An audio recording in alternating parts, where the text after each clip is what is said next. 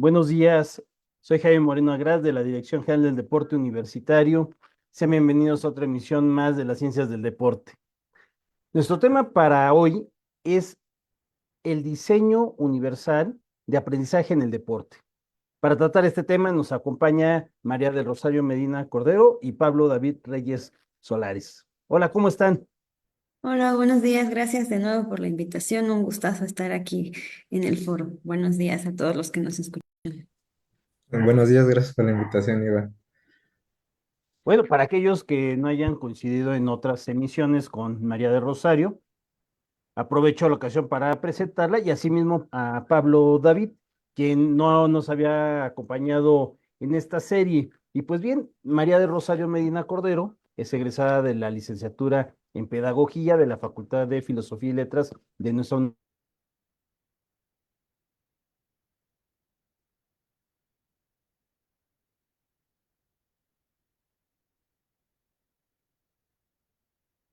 Educativas con personas jóvenes y adultas por la Universidad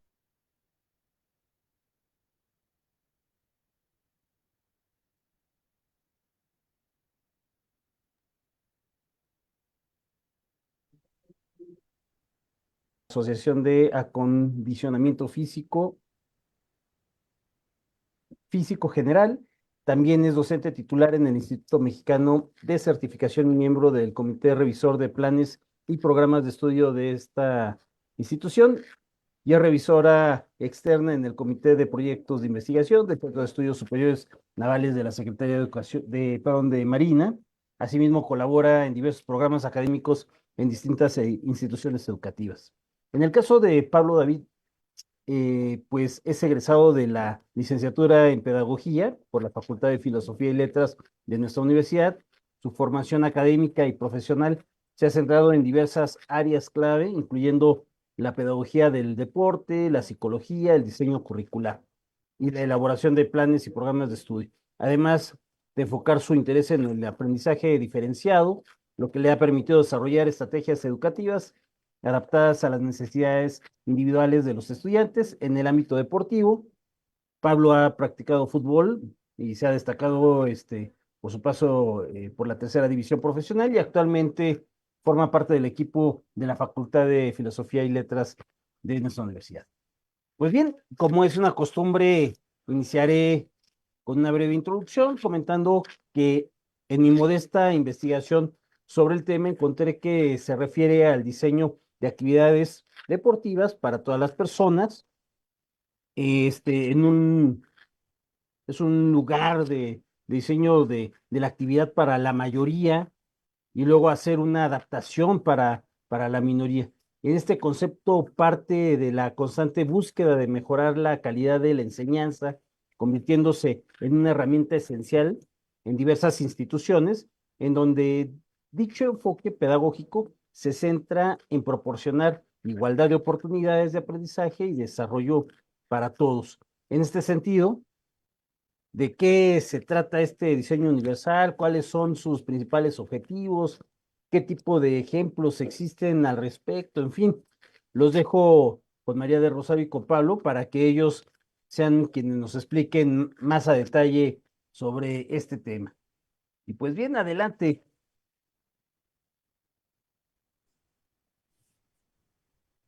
Sí, muchas gracias. La verdad es que queríamos construir, Pablo ha trabajado sobre el diseño universidad de aprendizaje y hoy justamente está cerrando su servicio social con nosotros y bueno, qué mejor que presentar este proyecto y que nos ayude a construirlo para el deporte, ¿no?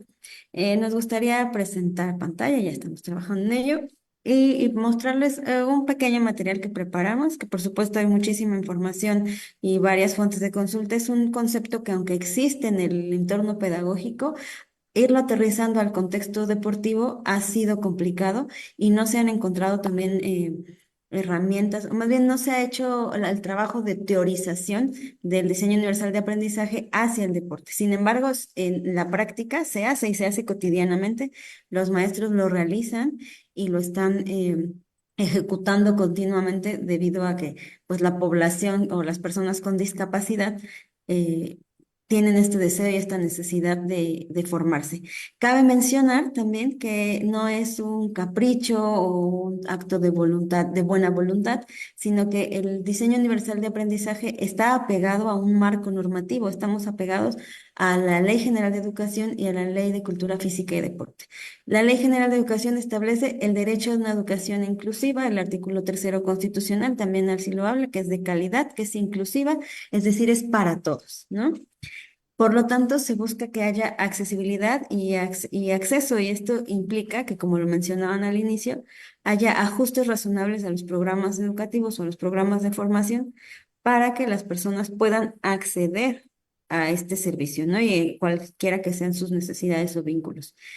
También se habla de la educación especial y los apoyos especializados. Vamos a ir viendo que hay apoyos especializados para las personas con discapacidad y se habla de la necesidad de la sensibilización y la concientización, es decir, que sepamos que existen, que los visibilicemos, no como en los años 70, al inicio, antes de pensar en personas con discapacidad, incluso les decíamos minusválidos, ¿no? Es decir, valen menos.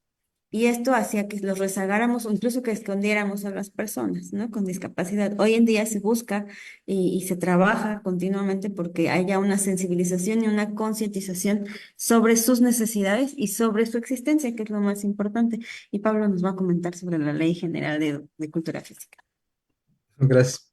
Sobre esta Ley General de Cultura Física, también empieza a hablar sobre todo esto de la educación inclusiva, más que nada en el deporte, porque en su última reforma, que es la del 2013, es donde empiezan a haber más artículos sobre lo que son las discapacidades, sobre los deportistas con discapacidad. En esta ley nos habla sobre lo que es el derecho a la práctica deportiva. También nos habla sobre cómo se rige el Sistema Nacional de Cultura Física y Deporte, cuáles son sus organismos, que pues pueden ser lo que es la CONADE, lo que es el Comité Olímpico Mexicano y lo que es también el Comité Paralímpico Mexicano, además de todas las educaciones de deporte que existen en el país y todas las escuelas. Aquí también nos habla sobre lo que son los deportistas profesionales, que es quiénes son o cómo se determina qué es un deportista profesional. Y en una de las nuevas leyes del 2013 empieza a hablar sobre el presupuesto para las personas o bueno, para los deportistas paralímpicos, ya que antes no tenían este apoyo, no tenían las becas que se les daba antes. Entonces aquí empieza a impulsar lo que son las becas para ellos y tener un presupuesto para ellos. También nos habla sobre promover la cultura física en todos los grados de educación y agregan lo que es para todas las personas sin ninguna discriminación y de suma importancia, pues lo que es la inclusión para las personas con discapacidad. También en esta ley tenemos lo que es en el artículo 101, que es la capacitación y la sensibilización de las personas que van a hacer la educación deportiva, que ellos tengan y sepan algunos de estos, digamos, diseños universales, como puede ser este de aprendizaje.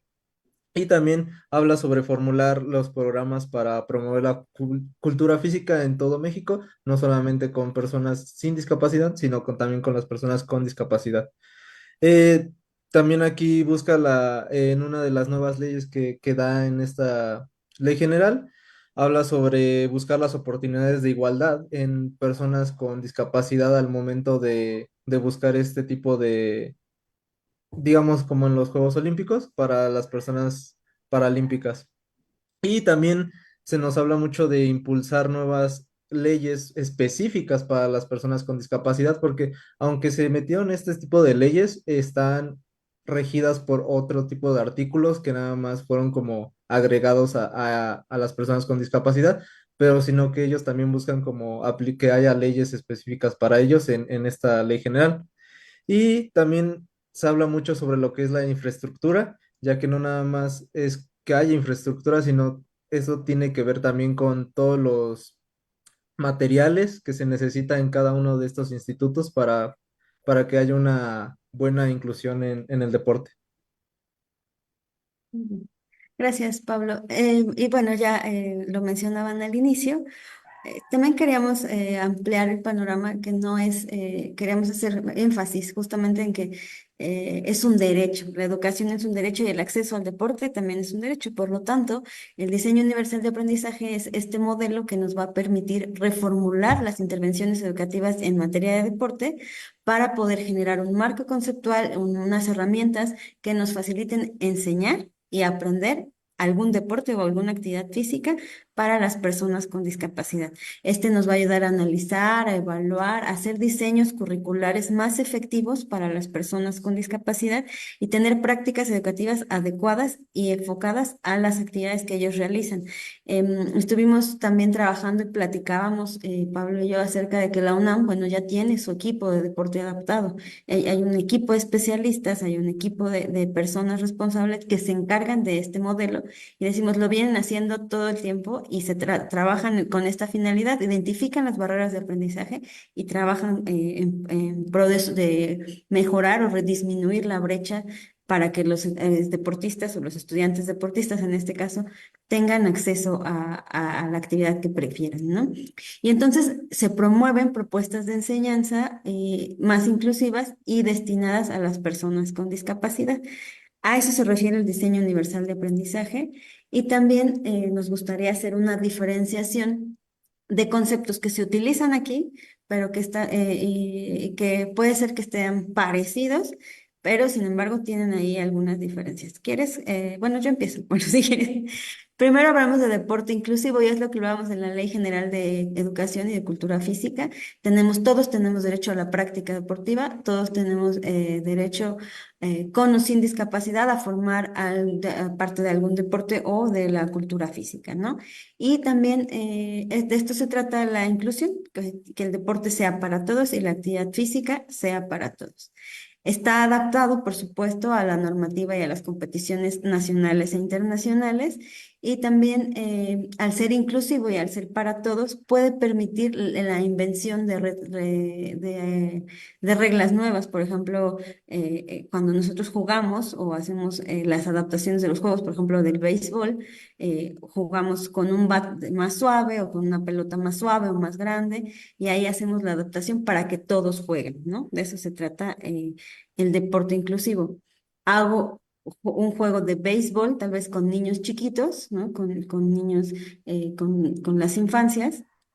Y en lugar de utilizar el bat de madera, utilizo un bat de plástico y una pelota grande para que jueguen todos, ¿no? En cambio, en el deporte adaptado, este va a trabajarse o se va a relacionar con la práctica deportiva, ya con la reglamentación y la normativa específica. Este es un deporte regular, pero adaptado a las personas con discapacidad. Es decir, una persona con discapacidad va a utilizar digamos, los que son de natación van a utilizar el mismo, van a recoger la misma distancia, con la misma técnica de nado, con los mismos tipos de arbitraje, pero va a cambiar los implementos que utilicen para recorrer el carril del agua, ¿no? Por ejemplo, las personas ciegas que nadan tienen ahí aditamentos o tecnologías asistivas para que puedan alcanzar la regulación. Y por otra parte está el deporte paralímpico, que va a agrupar todos estos conceptos de deporte y discapacidad y que va a permitir a personas con discapacidad participar en el alto rendimiento, es decir, para la competencia. Es un paso más arriba, ¿no? Este sí es un deporte de competición, un trabajo de competición y para ganar medallas. Entonces, nos pareció importante hablar de estas fases o de estos tres momentos que van desde el juego y la adaptación de las actividades para que entren todos al alto rendimiento, que es para la competencia. ¿Sí? Eh, acá, si nos ayudas, A mí Pablo. me gustaría decir un poco sobre los conceptos iniciales. También es de que muchos llegan a confundir lo que es la integración con la inclusión. La Ujú. integración más que nada simplemente es tratar de que ellos se adapten a nosotros y eso no es de todo correcto, sino que la inclusión busca que todos tengan las mismas oportunidades al momento de participar. Y también para esto es importante conocer lo que son el tipo de discapacidades que existen. Digamos, la primera de ellas es lo que es la discapacidad físico-motora, que es aquella alteración transitoria o permanente en el aparato locomotor. Ya puede ser debido a un mal funcionamiento de los sistemas nerviosos, musculares y u óseos articulares, o alguna alteración que pueda llegar a haber pasado en su vida, lo que llegan a ser lo que son eh, bueno, cuando llegan a tener que cortarles alguna pierna, alguna extremidad. Y también esta va a ser una alteración que dificulta o imposibilita la movilidad funcional. En esta discapacidad motora se clasifican por el tipo de lugar donde no puedan llegar a mover cierta extremidad. Digamos, la primera se llama monoplegia, que es cuando no pueden o no tienen alguna de las extremidades.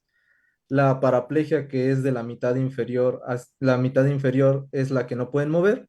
La tetraplegia, que es donde todas las extremidades o no las tienen o no las pueden llegar a mover. Y la hemiplegia, que es de un lado del cuerpo, ya sea el derecho o el izquierdo, el que no pueden llegar a mover. En este tipo de discapacidades tenemos lo que es el daño cerebral, la espina bífida, la lesión médula espinal, la esclerosis múltiple, la distrofia muscular y alguna de las, como dije, alguna amputación que hayan tenido. Eh, la segunda de las discapacidades es la discapacidad visual, que esta es cualquier pérdida o disminución visual que engloban de cierta forma grados de severidad, y aquí es donde se clasifican, como puede ser la categoría B1, que es la ceguera total, la B2, que es que tengan una disminución de la visión reducida, pero que no se puede llegar a componer con algún aparato, como puede ser en la categoría B, que son algunos recursos, que son como nosotros las personas que llevamos a usar lentes, que tenemos recursos para llegar a poder ver. Luego está la discapacidad auditiva, que es cualquier pérdida o disminución de disminución de auditiva. Esta se puede llegar a clasificar por la capacidad que llegan a escuchar, puede ser parcial o totalmente sordos. También puede ser clasificada por la pérdida auditiva, ya que las personas normalmente llegamos al umbral de 20 decibeles, y estas personas, empezando por la leve, que es de 20 a 40 decibeles, la media, que es de 40 a 70 decibeles, la severa, que es de 70 a 90, y la profunda, que es mayor a 90 decibeles. También se les puede clasificar dependiendo en qué momento de su vida o en qué etapa de su vida perdieron la audición, ya que a partir de eso podemos saber hasta qué momento o qué tipo de lenguaje pueden llegar a utilizar. Y esto se les llama a las personas que la perdieron antes de los 2 años, que se llaman prelocutivos, los de 2 a 3 años, que se llaman perilocutivos, y los de poslocutivos, que son de 3 a 5 años. Y por último tenemos el trastorno de neurodesarrollo, que estos son trastornos que tienen una alteración en la adquisición de habilidades cognitivas, motoras, del lenguaje y sociales, y que esto impacta muy, muy importante en su funcionamiento personal, social y académico. Este tipo de discapacidad, o bueno, este trastorno, entra a la discapacidad, lo que es la discapacidad intelectual, y que esta también se puede clasificar dependiendo de lo leve, moderada, grave, profunda o no específica que exista. Y también aquí entran todo lo que es el trastorno, el síndrome de Down, lo que es el espectro autista, lo que es el trastorno no, el síndrome de Bett, el de Prader y el de Drivet. Además de lo que son las personas pueden llegar a tener como un poco lo que es el TDAH y todo este tipo de cosas que tengan que ver con el neurodesarrollo. Bien, gracias, Pablo. Hay tres principios fundamentales para trabajar o pensar o plantear el diseño universal de aprendizaje. Primero, que tenemos que buscar que dentro de las sesiones de aprendizaje se promuevan múltiples formas de representación, es decir, vamos a buscar que el contenido sea visual, sea auditivo, sea textual, sea kinestésico, es decir, que todos los participantes tengan acceso a la información de diferentes formas. Te lo explico verbalmente, pero además te lo demuestro o te lo doy escrito o te lo doy por medio de diagramas. En el caso del deporte podemos hacer un diagrama y además voy planteando el ejercicio de retroalimentación, asegurarme de que tú lo estés aprendiendo, ¿no? Entonces, buscar que la representación de las actividades sea muy clara para para toda la variedad de estudiantes, ¿no?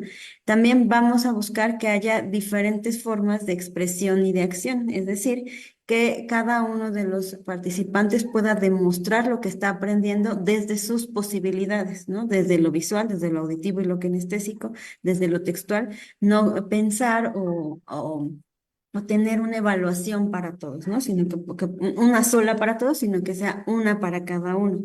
Quizá ese es el principio más relevante, que es un elemento para cada uno, para cada posibilidad, ¿no? Y por último, promover formas de implicación.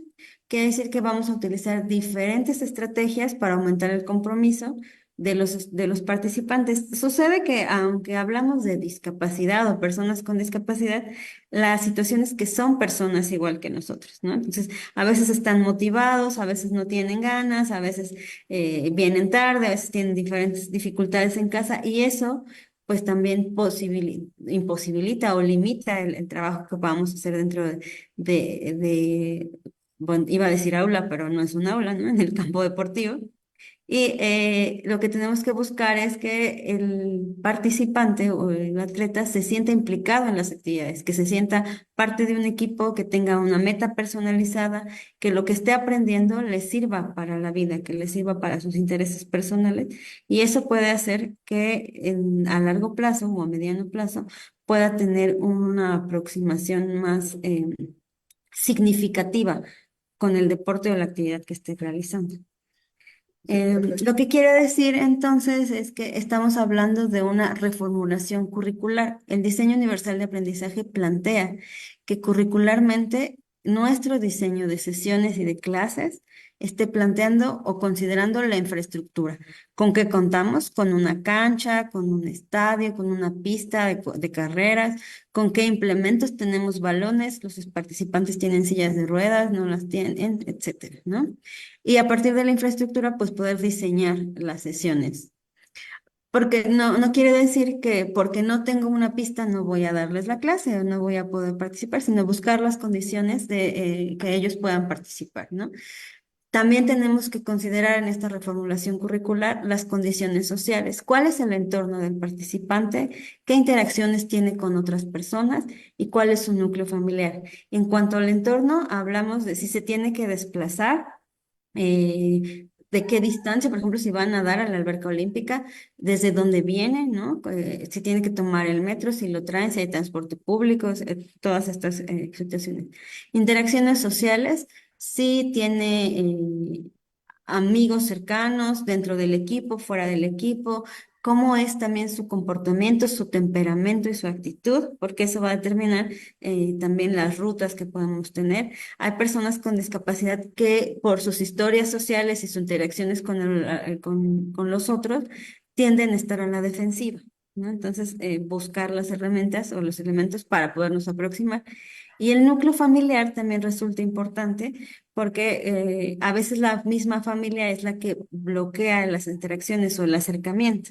Entonces tenemos que saber cómo es su relación, cómo es esa interacción y qué tan dispuesta está la familia a colaborar, porque a lo mejor el deportista es el que quiere hacer el deporte, pero la familia dice, no, es peligroso, o al revés, él quiere hacer deporte, él no quiere, pero la familia lo está obligando, ¿no? Entonces tenemos que considerar esas condiciones. También tenemos que considerar las características individuales del alumnado, cuáles son sus motivaciones, cuáles son sus propósitos, cuál es su estado de salud, ¿no? Cuál es su disposición para aprender y cuáles son los elementos que de los que vamos a echar mano, ¿no? Para poder construir una estrategia de enseñanza-aprendizaje para reformular curricularmente la estrategia aunque van a ser los mismos contenidos, va a utilizarse una estrategia diferente de enseñanza-aprendizaje y las formas y niveles de comunicación también van a ser distintas. Creo que más adelante les vamos a mencionar algunos materiales con los que se puede trabajar. Y otro elemento son las tecnologías asistivas. Y por acá yo les mencionaba al inicio que, por ejemplo, las personas con discapacidad ciegas que nadan, ya perdí mi mouse, pues usan esta barra con una pelota que les va indicando que no salgan del carril, ¿no? De la misma manera que el deporte adaptado aquí en la UNAM, el atletismo tiene guías o acompañantes, ¿no? Van tomados de la mano y se van acompañando en el recorrido. Y bueno, podría ser una tecnología asistiva. Las sillas de ruedas que están viendo en la parte superior, pues tienen ciertas tecnologías para reducir la flexión, el agarre y que ellos no se lastimen las manos, ¿no? Mientras están haciendo su deporte. Em, ya. En cuanto a las metodologías de la enseñanza, ¿quieres empezar, Pablo? Digamos, en el mando directo es una de las metodologías en el que se le da un poco más de, ¿cómo se dice? Como eh, se les da un poco más de independencia a las personas en las que ellos van a tomar su propia actividad y ellos van a estar haciendo sus actividades dependiendo de los problemas y los objetivos que les vayamos a dar. Luego tenemos lo que es la enseñanza basada en la tarea. Aquí se les va a dar algún tipo de tarea que se va a cumplir específicamente y ellos van a tratar de resolverla por sus propios medios, de igual manera dándoles un tipo de independencia al momento de tratar de cumplir este objetivo. Y tenemos lo que es la enseñanza recíproca, que es un poco apoyada con las personas que van a estar a su alrededor y que les van a ayudar para cumplir ciertas tareas. Sí. Gracias, Pablo. Estas metodologías están relacionadas todas con los modelos de enseñanza-aprendizaje. Por eso al inicio comentaba que los docentes lo hacen todos los días, pero tal vez no utilizan los nombres, ¿no? No dicen, hoy Mm, voy a darles la clase con el mando directo, ¿no? Y les empiezan a explicar. No, es más bien un trabajo ya que realizan pues desde años y nos gustó a Pablo y a mí mostrar el trabajo de los docentes de la UNAM, ¿no? Que están dando aquí su clase. En cuanto a la metodología de resolución de problemas, se plantea una tarea que supone un problema y los estudiantes trabajan en resolverlo, ¿no? Entonces, la metodología se basa en darles el problema y buscar dentro de las sesiones estrategias que les permitan resolverlo. Mientras que el aprendizaje por parejas, pues se da, como lo mencionábamos, entre pares. No quiere decir que ninguna de las otras metodologías se pueda trabajar entre pares, se pueden combinar, ¿no? Sin embargo, esta tiene la característica de que desde el inicio se trabaja así, por pares. Y luego están los modelos de autoevaluación. Esta metodología nos puede ayudar mucho al final de la competencia o al final de la sesión para que el estudiante sea capaz de identificar cuáles son sus problemáticas, cuáles son las actividades que le costaron más trabajo, en dónde pueden mejorar y que además, acompañado del docente, él pueda tener una retroalimentación que le permita darse cuenta de las posibilidades que tiene de aprendizaje más adelante, ¿no? ¿Qué más? ¿Qué más? Y bueno, también hablamos que existen y están implícitos los principios didácticos. Estamos hablando de que hay por lo menos 9 principios aplicados en el diseño universal de aprendizaje. Primero, el principio de mantenimiento y reforzamiento de la salud. Las personas con discapacidad tienen derecho al deporte, pero además tienen necesidad de la actividad física por la salud y la necesidad de reforzar la salud que esto implica, ¿no? Necesitamos buscar herramientas que los mantengan activos desde sus posibilidades y desde sus condiciones, ¿no? También pensar en el principio de individualización, lo que mencionábamos al inicio, cada persona tiene ciertas características y estas características se van cubriendo, se van alcanzando de acuerdo a las necesidades, de acuerdo al análisis curricular del que ya hablábamos al inicio, ¿no? Revisar su entorno, su contexto, sus núcleos familiares, sus interacciones con otros. El principio de motivación, buscar que todo el tiempo estén conectados con la tarea, que se mantengan pendientes de sus actividades y que no pierdan el foco hacia lo que quieren lograr desde su disciplina. El principio de continuidad del aprendizaje, hablamos de continuidad y de progresión, me gustaría trabajarlos juntos. Primero hablamos que vamos de lo sencillo a lo difícil, de lo sencillo a lo complicado. En el principio de progresión no vamos a empezar a enseñarles a correr cuando apenas necesitan encontrar ciertos límites o ciertas aproximaciones, ¿no? Y el aprendizaje tiene que ser continuo, es decir, no, hoy les enseño una herramienta y la olvidamos y la volvemos a tomar dentro de 15 días o 20 días, ¿no? Sino que ir manteniendo la progresión y la continuidad para que los aprendizajes se puedan afianzar mejor. Em, Hay un principio también de no especificidad técnica que plantea que aunque sí tenemos una técnica, desde el principio vamos a utilizarlo como una herramienta no evaluada desde el inicio, sino que a partir de que ellos generan ya el aprendizaje, se puede reforzar, pero no antes. Primero hacemos los gestos motores gruesos y después llegamos a la parte técnica sin descuidar la parte gruesa. El principio de transferencia que tiene que ver con el propio individuo y cómo transfiere esta información a su vida cotidiana, a sus actividades conjuntas. Y el principio de autonomía que finalmente es el fin, valga la redundancia, a alcanzar, ¿no? Que las personas puedan valerse por sí mismas, puedan relacionarse con su entorno sin dificultad y que puedan utilizar el mínimo de apoyos posibles. También que sean capaces de tomar decisiones, que desarrollen el pensamiento crítico y que reconozcan dentro de su propio proceso de aprendizaje cuáles han sido sus limitaciones. A eso se refiere la autonomía. No sé si quieres agregar algo más, Pablo. No, no, no. Todo. Sí, muy bien. Y Um, luego tenemos lo que son las recomendaciones para utilizar el dúo en el deporte. Y algo que era importante era destacar como cuáles son las discapacidades y cómo pueden llegarse a clasificar, porque es importante saber utilizar o saber qué materiales son los adecuados que vamos a utilizar para dar instrucciones o para fomentar el deporte.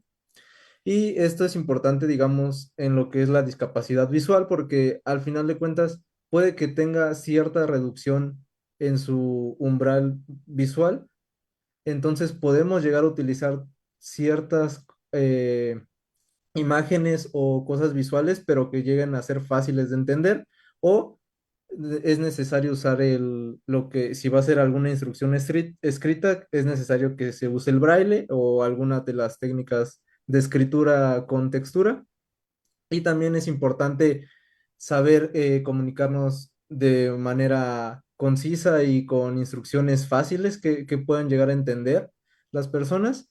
Y digamos, también tenemos lo que es la discapacidad auditiva, que aquí es de igual manera importante saber cuál es el umbral auditivo que lleguen a tener para saber qué es lo que se va a utilizar, si nada más se va a utilizar el lenguaje de signos o de señas, o si se puede llegar a usar un poco la voz, pero de una manera más alta o más fuerte para que puedan seguir las instrucciones. En la discapacidad auditiva también es muy importante que haya buena iluminación, que se pueda llegar esto es importante para que se pueda llegar a ver los labios de las personas, para que la persona pueda llegar a leerte o llegue a saber qué es lo que estás tratando de comunicar. Y también es muy importante hacer o apoyarnos de gestos sencillos al momento de dar instrucciones, algo que pues cualquier persona pueda llegar a entender de manera fácil y sencilla, además de dar las instrucciones de manera clara, al igual que con cualquiera de las discapacidades. En la discapacidad motora, uno de los puntos más importantes a tener en cuenta es saber y conocer el terreno en el que se va a dar la actividad, saber cuáles son los riesgos que pueden llegar a suceder en ese terreno, cuáles son algunos de los obstáculos que puedan llegar a tener Y además de que es muy importante en cualquiera de las discapacidades, pero es muy importante siempre preguntarles a las personas si necesitan algún tipo de ayuda o si ellos eh, requieren algún instrumento más para hacer alguna de las actividades. Además de que es importante también delimitar la zona en la que se vaya a dar alguna actividad con las personas con discapacidad motora para que no lleguen a ocurrir ciertos accidentes. Para las personas con el trastorno de algún neurodesarrollo, es muy importante hacer tareas fáciles, sencillas. Puede ser que la actividad sea un poco compleja, pero que la persona puede llegar a entender de manera sencilla lo que tiene que hacer. También es muy importante hacer un lenguaje claro y sencillo, dar instrucciones muy cortas, eh, buscar que no haya como ciertos tipos de materiales que puedan ser sensibles para las personas y o que puedan aumentar como alguno de sus sentidos. También es importante realizar como demostraciones si es posible para que las personas puedan entender de manera sencilla. Y uno de los puntos importantes en todas estas también es realizar mucho apoyo con alguna persona como guía, siempre tratar de poner a una persona guía en la que pueda ayudarles a todos ellos a cuando se necesita algún trabajo más allá de esta actividad y que pues sean actividades en equipo casi siempre y eso serían como esas las recomendaciones para utilizar el DUA. Eh, en la siguiente diapositiva tenemos como algunas de las actividades que se pueden desarrollar para una inclusión en alguno de los deportes. Y creo que una de las más importantes o una de las discapacidades en las que es un poco más difícil hacer la inclusión desde un deporte adaptado es un poco la discapacidad visual. Entonces ahí como que el deporte sí se tiene que hacer un poco con algunas reglas nuevas, con algunos materiales nuevos, como lo que puede ser el wall que es como un poco el handball y el fútbol, solo que para las personas con ceguera o con alguna disminución visual. Aquí se les tapa los ojos, se pone una portería, son normalmente de dos, tres personas por equipo y se usa un balón con algún sonido en el que pues van a estar lanzándolo las personas de una portería a otra y el único guía que van a tener para saber o parar el balón va a ser el sonido del balón, ¿no? También están las carreras guiadas que ya dijo la profesora que se llegan a usar aquí en la UNAM, que es teniendo a una persona con ceguera o con discapacidad visual y una persona que no tenga esta discapacidad, en la que es muy importante que las instrucciones sean claras, que vayan a un ritmo moderado o que los dos lleguen a tener este mismo ritmo. Y pues esto fomenta mucho que la comunicación entre las personas. También está lo que es la caminata acompañada, que es un poco similar. Aquí luego se llega a usar, en vez de una soga o algún lazo, se llega a utilizar como un palo o un bastón en el que se van guiando de él para ir caminando. Y otra de las actividades en las que se puede llegar a hacer la inclusión para todo el tipo de discapacidades puede llegar a ser la petanca o algún deporte adaptado, como ya vimos, en el que se llega a cambiar un poco, o bueno, no se llegan a cambiar las reglas, pero sí se llegan a utilizar nuevos materiales, como puede ser digamos, en el básquetbol adaptado, que es todos utilizan silla de ruedas, aunque no tengan esa dificultad, ¿no?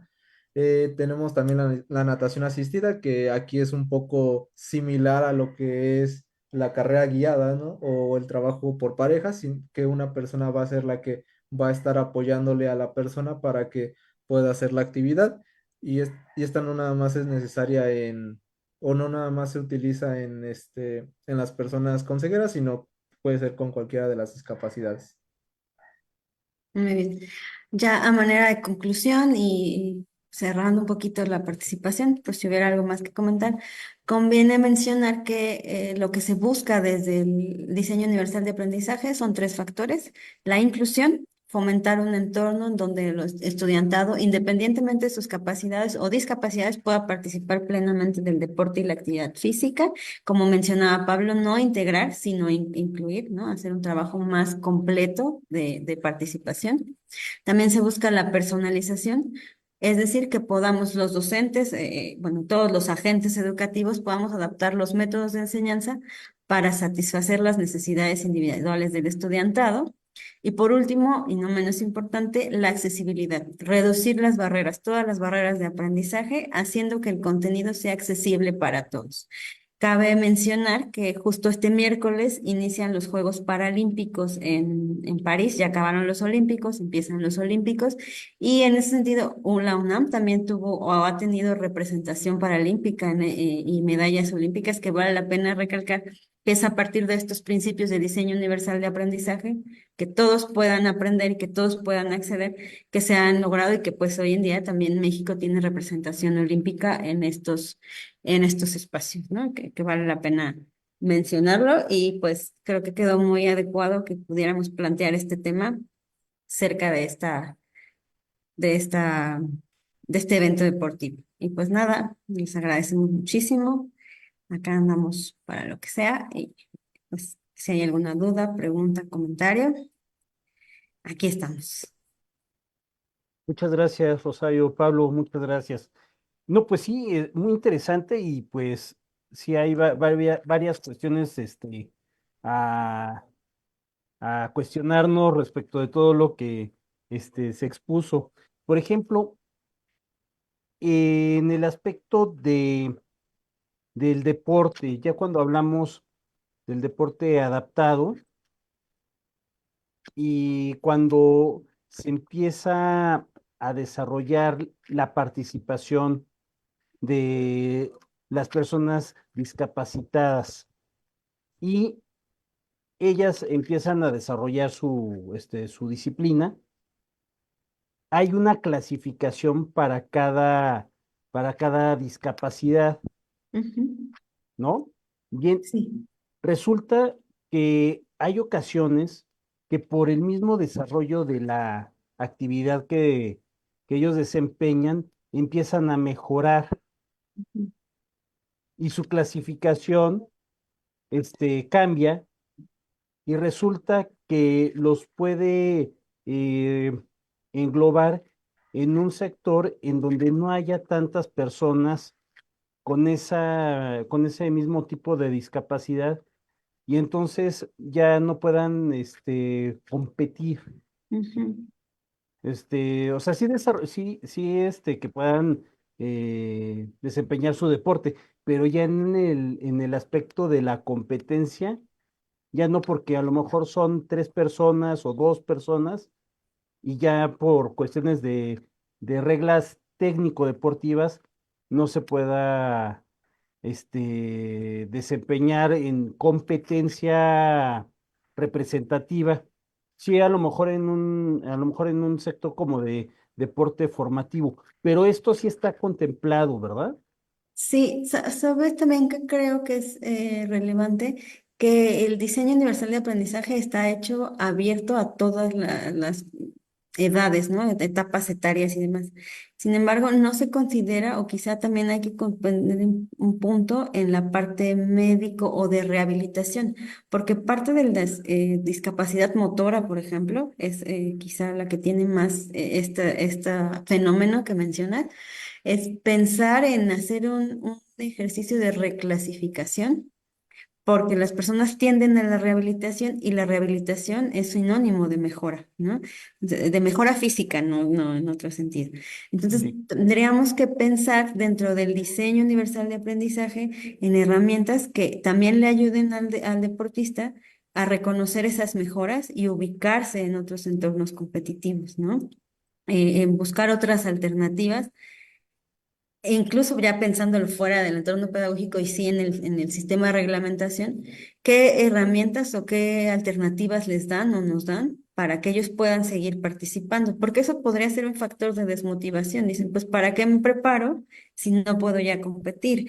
O ya no voy a tener con quién, ya no voy a tener competencia, ¿no? Y eso podría desalentarlos. Entonces, buscar alguna alternativa desde la formación que se les está dando para que ellos busquen integrarse, ahora sí hablando, a un grupo de personas no discapacitadas, que Pablo y yo estábamos en el dilema de cómo les decimos personas con discapacidad y las otras, los que no tenemos esa discapacidad, ¿cómo nos llamamos, no?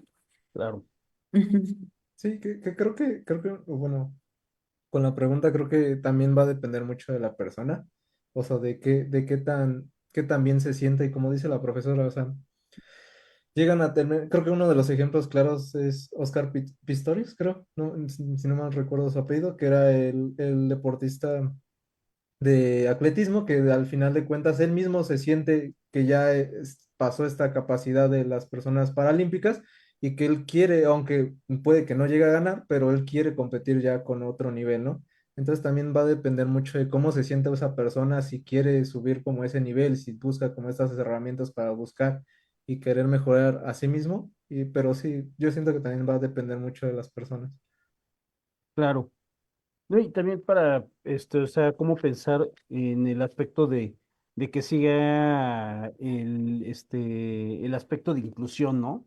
Ujú, Cómo poderlos a ellos incluir a pesar de que mejoran, como también y por eso hablaba del deporte competitivo, porque pues, a lo mejor en el deporte formativo, pues ahí no hay mayor problema, pero como el competitivo implica reglas, institucionalización, pues es un poquito más restrictivo, ¿no? Entonces hay como una contradicción y cómo poderlo eso manejar. Y se Pero crea bueno, una laguna también, ¿no? sí, Si no estoy aquí ni estoy acá, ¿dónde me coloco yo? Sí, sí crea exactamente. cierta confusión para el deportista. sí, sí, digo, bueno, no, de esto laguna que también está pasando, no solamente con las personas con discapacidad, sino también pueden ser la inclusión de las personas que llegan a hacer su cambio de sexo o las personas trans, en las que también está empezando esta laguna con algunos deportistas estadounidenses, donde se empiezan a quejar, ¿no? De que las personas trans, o sea, que pasó, puede ser un hombre que pasó a ser mujer no puede competir con ellas, ¿no? Y que las empiezan a prohibir y Ujú. que sí es un poco restrictivo en ciertas formas, pero que se tiene que trabajar desde algún punto de vista el cómo puede haber una inclusión de todas las personas, no solamente de las personas con discapacidad. Y creo que por lo que comentaban y que está establecido en el marco normativo, es Ujú. buscar la accesibilidad, ¿no? No Exacto, tanto la no accesibilidad al Ujú, deporte. Y también exactamente. cuando hablaban en la parte de la Ley General de Educación, hablaban de ajustes razonables. ¿A qué se referirá a el calificativo de razonable? Sí, de pronto, y justo lo que comentaba Pablo ahorita con los cambios o el fenómeno transgénero y demás, pensar en los cambios razonables es adecuar las situaciones de acuerdo al contexto en el que se está viviendo, ¿no? Pensemos en una alberca o en un campo de béisbol que donde quieren participar. O pensemos aquí en el estadio de prácticas, en el Tapatío, ¿no? Que está aquí en Ciudad Universitaria. Y quieren acceder, hay accesos con silla de ruedas, sin embargo, también hay unas escaleras impresionantes. Una adecuación razonable es que podamos poner una rampa de acceso que aunque tengan que dar una vuelta tremenda, puedan acceder, ¿no? Pero no tirar un muro para que ellos puedan entrar, ¿no? Entonces, una ecuación razonable es que pueda coincidir con el entorno, que pueda, que no, que ayudarle a una persona no implique afectar a otras. Eso es una adecuación razonable, ¿no? Es porque todos tenemos los derechos, pero también como dicen los derechos humanos, el límite de mis derechos está en el límite de donde empiezan los del otro, ¿no? Entonces, a eso se refieren las adecuaciones razonables. Correcto. Pues ya el tiempo se nos vino encima y pues tenemos que concluir. No sé si tengan un mensajito nada más de unos 10 20 segundos para ya despedirnos. Sí, muchas gracias. El diseño universal de aprendizaje lo que plantea es educación para todos, acceso al deporte para todos y cada uno de acuerdo a sus posibilidades. Yo creo que cerraría con eso. No sé si tú, Pablo, quieres comentar algo. Eh, yo nada más quería comentar que creo que es algo que todavía se va a tener que seguir trabajando. Creo que no se queda aquí, sino que todavía va o necesita mucho trabajo, pero que creo que va en buen camino desde muchos países que han tratado de hacer este manual. Bueno, es que existe un manual en España que habla sobre esta inclusión y que creo que hay muchos países hispanos que todavía no lo han hecho, pero que creo que pues sí se va a seguir trabajando en esto. Pues muchas gracias, Pablo Rosario, muchísimas gracias. Y para quienes nos están viendo, pues además del agradecimiento, nos vemos la próxima semana en las ciencias del deporte con otro tema interesante. Muchas Hasta gracias. Hasta luego. Muchas luego. gracias, hasta luego. Bye bye.